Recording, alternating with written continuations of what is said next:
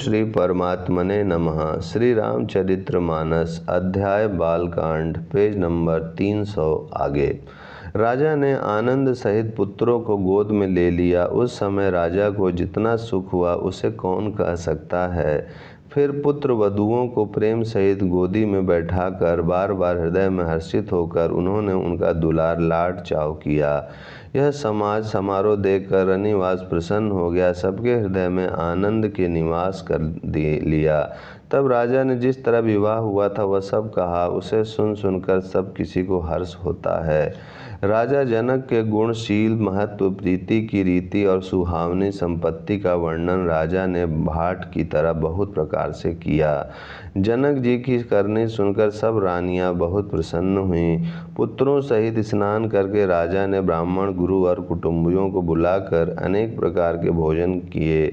यह सब करते करते 5 घड़ी रात बीत गई। सुंदर स्त्रियां मंगल गान कर रही हैं। वह रात्रि सुख की मूल और मनोहारिणी हो गई। सबने आचमन करके पान खाए और फूलों की माला, सुगंधित द्रव्य आदि से विभूषित होकर सब शोभा से छा गए। श्री रामचंद्र जी को देखकर और आज्ञा पाकर सब सिर नवाकर अपने अपने घर को चले। वहाँ के प्रेम, आनंद, विनोद, महत्व, समय, समाज और मनोहारिता को सैकड़ों सरस्वती, शेष, वेद, ब्रह्मा, महादेव जी और गणेश जी भी नहीं कह सकते। फिर भला मैं उसे किस प्रकार बखान कर कहूँ। कहीं केचुआ भी धरती को सिर पर ले सकता है। राजा ने सबका सब प्रकार से सम्मान करके कोमल वचन कहकर रानियों को बुलाया और कहा, बहुएं अभी बच्ची हैं, पराए घर आई हैं। इनको इस तरह से रखना जैसे नेत्रों को पलकें रखती हैं। जैसे पलकें नेत्रों की सब प्रकार से रक्षा करती हैं और उन्हें सुख पहुंचाती हैं, वैसे ही इनको सुख पहुंचाना।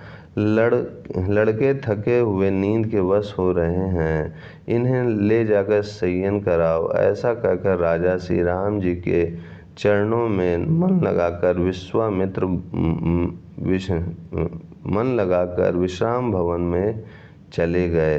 राजा के स्वभाव से ही सुंदर वचन सुनकर रानियों ने मणियों से जड़े स्वर्ण के पलंग बिछावे, गद्दों पर गौ के दूध के फेन के समान सुंदर एवं कोमल अनेकों सफ़ेद चादरें बिछाईं। सुंदर तकियों का वर्णन नहीं किया जा सकता। मणियों के मंदिर में फूलों की मालाएं और सुगंध द्रव्य सजे हैं। सुंदर रत्नों के दीपकों और सुंदर चंदोवे की शोभा कहते नहीं बनती। जिसने उन्हें देखा हो वही जान सकता है। इस प्रकार सुंदर सैया सजाकर माताओं ने श्री रामचंद्र जी को उठाया और प्रेम सहित पलंग पर पौड़ाया। श्री राम जी ने बार बार भाइयों को आज्ञा दी, तब वे भी अपनी अपनी सैयाओं पर सो गए।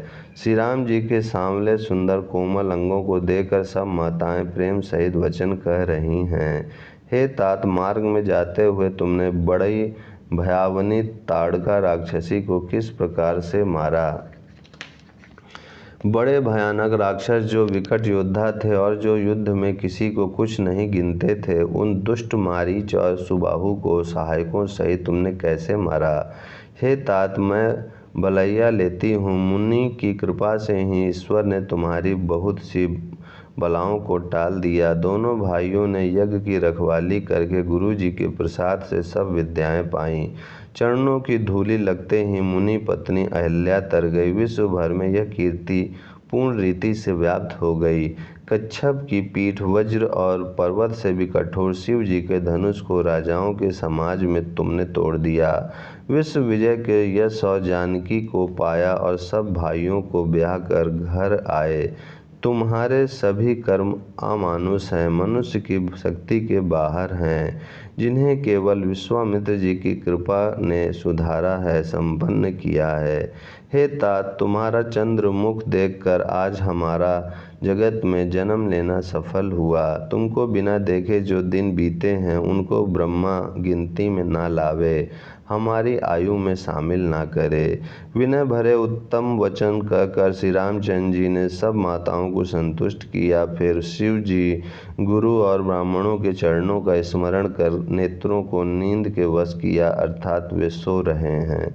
नींद में भी उनका अत्यंत सलोना मुखड़ा ऐसा सो रहा है मानो संध्या के समय का लाल कमल सो रहा हो। स्त्रियां घर घर जागरण कर रही हैं और आपस में एक दूसरे की मंगलमयी गालियां दे रही हैं। रानियां कहती हैं, हे सजनी देखो आज रात्रि की कैसी शोभा है, जिससे अयोध्यापुरी विशेष शोभित हो रही है। यो कहती हुई सासुएं सुंदर बहुओं को लेकर सो गईं, मानो सपनों के अपने सिर की मणियों को हृदय में छिपा लिया है। प्रातःकाल पवित्र ब्रह्म मुहूर्त में प्रभु जागे, मुर्गे सुंदर बोलने लगे, भांट और मागधों ने गुणों का गान किया तथा नगर के लोग द्वार पर जोहार करने को आए। ब्राह्मणों, देवताओं पे गुरु, पिता और माताओं की वंदना करके आशीर्वाद पाकर सब भाई प्रसन्न हुए। माताओं ने आदर के साथ उनके मुखों को देखा, फिर वे राजा के साथ दरवाजे बाहर पधारे। स्वभाव से ही पवित्र चारों भाइयों ने सब शौच आदि से निवृत्त होकर पवित्र सरयू नदी में स्नान किया और प्रातः क्रिया, संध्या वंदन आदि करके वे पिता के पास आए। राजा ने देखते ही उन्हें हृदय से लगा लिया। तदंतर वे आज्ञा पाकर हर्षित होकर बैठ गए। श्री रामचंद्र जी के दर्शन कर और नेत्रों के लाभ की बस यही सीमा है, ऐसा अनुमान कर सारी सभा शीतल हो गई, अर्थात सबके तीनों प्रकार के ताप सदा के लिए मिट गए। फिर मुनि वशिष्ठ जी और विश्वामित्र जी आए। राजा ने उनको सुंदर आसनों पर बैठाया और पुत्रों समेत उनकी पूजा करके उनके चरणों लगे। दोनों गुरु श्री राम जी को देखकर प्रेम में मुग्ध हो गए हैं। वशिष्ठ जी धर्म के इतिहास कह रहे हैं और राजा रनिवास सहित सुन रहे हैं, जो उस मुनियों के मन को भी अगम्य है। ऐसे विश्वामित्र जी की करनी को वशिष्ठ जी ने आनंदित होकर बहुत प्रकार से वर्णन किया। वामदेव जी बोले, ये सब बातें सत्य हैं। विश्वामित्र जी की सुंदर कीर्ति तीनों लोकों में छाई हुई है। यह सुनकर सब किसी को आनंद हुआ। श्री राम लक्ष्मण के हृदय में अधिक उत्साह आनंद हुआ। नित्य ही मंगल, आनंद और उत्सव होते हैं। इस तरह आनंद में दिन बीतते जाते हैं। अयोध्या आनंद से भरकर उमड़ पड़ी। आनंद की अधिकता अधिक अधिक बढ़ती ही जा रही है। अच्छा दिन शुभ मुहूर्त सोचकर सुंदर कंकण खोले गए। मंगल, आनंद और विनोद कुछ कम नहीं हुए, अर्थात बहुत हुए। इस प्रकार नित्य नए सुख को देखकर देवता सिहाते हैं और अयोध्या में जन्म पाने के लिए ब्रह्मा जी से याचना करते हैं। विश्वामित्र जी नित्य ही चलना अपने आश्रम जाना चाहते हैं, पर श्री रामचंद्र जी के स्नेह और विनय वश रह जाते हैं। दिनों दिन राजा का 100 गुना भाव प्रेम देखकर महामुनिराज विश्वामित्र जी उनकी सराहना करते हैं। अंत में सब विश्वामित्र जी ने विदा मांगी, तब राजा प्रेम मग्न हो गए और पुत्रों सहित आगे खड़े हो गए। वे बोले, हे नाथ, यह सारी संपदा आपकी है, मैं तो स्त्री पुत्रों सहित आपका सेवक हूँ। हे मुनि, लड़कों पर सदा स्नेह करते रहिएगा और मुझे भी दर्शन देते रहिएगा। ऐसा कहकर पुत्रों और रानियों सहित राजा दशरथ जी विश्वामित्र जी के चरणों पर गिर पड़े। प्रेम विह्वल हो जाने कारण उनके मुंह से बात नहीं निकलती। ओम शांति शांति शांति। ओम श्री परमात्मने नमः। श्री रामचरितमानस अध्याय बालकांड, पेज नंबर 305 आगे। ब्राह्मण विश्वामित्र जी ने बहुत प्रकार से आशीर्वाद दिए और वे चल पड़े। प्रीति की रीति कही नहीं जाती। सब भाइयों को साथ लेकर श्री राम जी प्रेम के साथ उन्हें पहुंचाकर और आज्ञा पाकर लौटे। गाधी कुल के चंद्रमा विश्वामित्र जी बड़े हर्ष के साथ श्री रामचंद्र जी के रूप, राजा और दशरथ जी की भक्ति, चारों भाइयों के विवाह और सबके उत्साह और आनंद को मन ही मन सहराते गए। वामदेव जी और रघुकुल के गुरु ज्ञानी वशिष्ठ जी ने फिर विश्वामित्र जी की कथा बखान कर कही। मुनि का सुंदर यश सुनकर राजा मन ही मन अपने पुण्यों के प्रभाव का बखान करने लगे। आज्ञा हुई तब सब लोग अपने अपने घरों को लौटे। राजा दशरथ जी भी पुत्रों सहित महल में गए। जहाँ तहाँ सब श्री रामचंद्र जी के विवाह की गाथाएं गा रहे हैं। श्री रामचंद्र जी का पवित्र सुयश तीनों लोकों में छा गया। जब से श्री रामचंद्र जी विवाह करके घर आए तब से सब प्रकार का आनंद अयोध्या में आकर बसने लगा। प्रभु के विवाह में जैसा आनंद उत्साह हुआ उसे सरस्वती और सर्पों के राजा शेष जी भी नहीं कह सकते।